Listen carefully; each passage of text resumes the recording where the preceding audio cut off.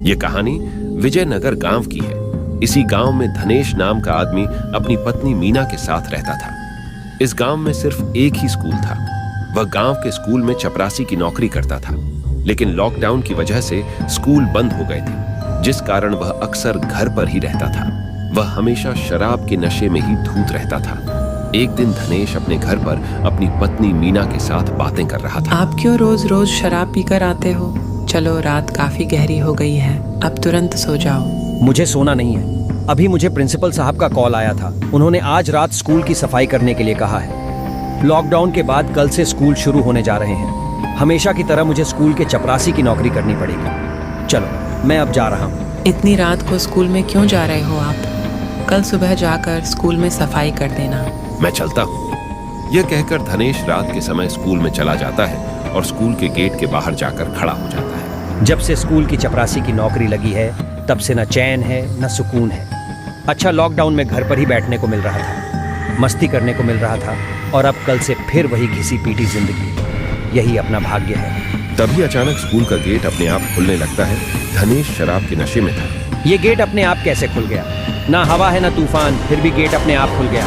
अंदर चलकर देखते हैं 2 साल में क्या कुछ बदला है इस खाली स्कूल में।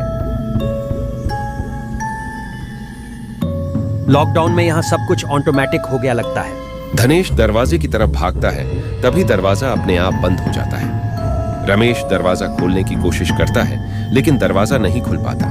अरे, यह दरवाजा अचानक कैसे बंद हो गया और ये खुल क्यों नहीं रहा? ये सब क्या हो रहा है आज मेरे साथ? लाइट भी अपने आप चालू बंद हो रही है रूम की। कौन है यहाँ? तभी रूम की लाइट बंद हो जाती है। रूम में बहुत ज्यादा अंधेरा और सन्नाटा था। धनेश को खुद की सांस की आवाज भी सुनाई दे रही थी। अरे, यह दरवाजा कहाँ चला गया? कितना अंधेरा है यहाँ। धनेश जैसे ही दरवाजे को खोलता है, तभी लाइट शुरू हो जाती है और उसके सामने एक भयानक भूत खड़ा होता है, जिसको देखकर धनेश की आंख फटी की फटी रह जाती है और वह वहीं बेहोश हो जाता है। अरे, पूरी रात बीत गई, लेकिन यह अभी तक घर पर नहीं लौटे। लगता है कल रात वहीं सो गए होंगे। तभी धनेश हड़बड़ाता हुआ दौड़ता दौड़ता आता है। भूत भूत भूत! सभी गांव वाले धनेश को देखकर वहां आ जाते हैं। अरे, क्या हुआ धनेश भाई? इतने घबराए हुए, इतने डरे हुए क्यों हो? कोई भूत देख लिया क्या? कहकर सभी जोर से हंसने लगते हैं। हाँ भाई, मैंने भूत ही देखा है।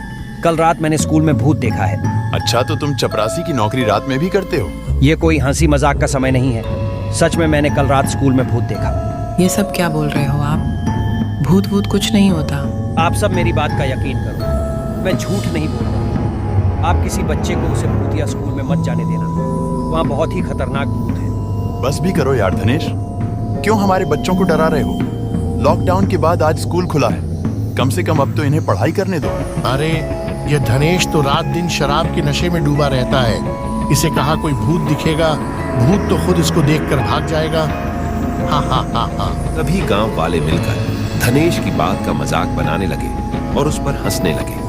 किसी ने भी धनेश की बात का विश्वास नहीं किया। गांव के सारे बच्चे स्कूल जाने के लिए निकल गए। उसी स्कूल में धनेश का पड़ोसी कैलाश का बेटा अमित और उसके कुछ दोस्त स्कूल जाने लगे।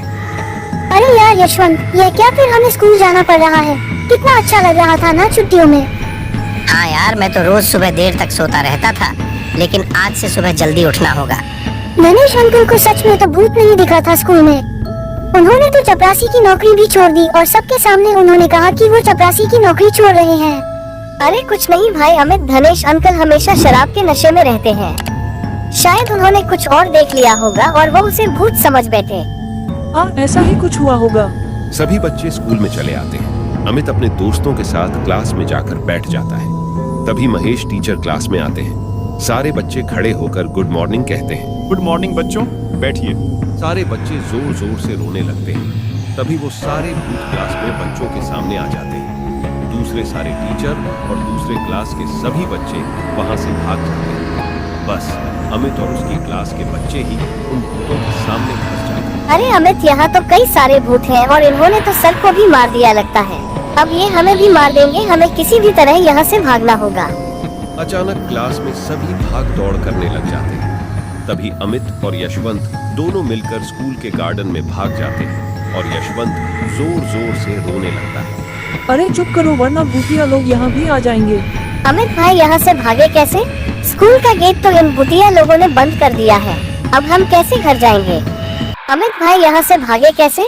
स्कूल का गेट तो इन भूतिया लोगों ने बंद कर दिया है, अब हम कैसे घर जाएंगे?